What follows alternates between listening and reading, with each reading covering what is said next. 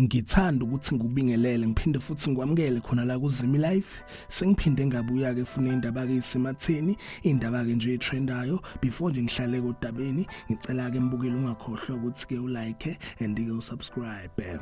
Ngiphethe ke la indaba ke ishaqisayo, indaba ke ezibhlungu ezithinta kumlingiswa khona la eMzansi, yena kubaba uDani Mlangeni nawa obese nesikhathi ke kule ndima yezokuactor. Kuvela ukuthi ke uDani Mlangeni nawa usedlulile ke emhlabeni and ke nomndeni wakhe kusikhiphile ke statement ebesiqinisekisa ngokudlula kwakhe ke emhlabeni, yena ke ubaba uDani Mlangeni nawa. Okwamanje ayikaveli imbangela yokudlula kwakhe ke emhlabeni, kodwa emakhona okuvelayo ngizobuya ke mbukeli ngizoku-update.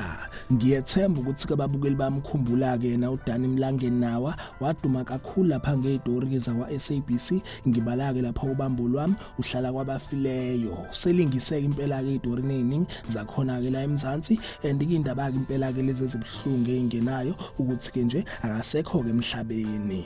Kunjalo ke mbukeli sithi kakalale ngokuthula and ngizoku-update ke makhamba ke isikhathi makhona okuvelayo ngaye ke yena uDani Mlangeni nawa. Yizo ke lezi ke mbukeli indaba ke isematheni, indaba kade ngikuphathele zona. Cela ke mbukeli ungakhohlwa ukuthi ke ulike and ke usubscribe. Ake ngithi ke nje danke, ngiyazi bongela.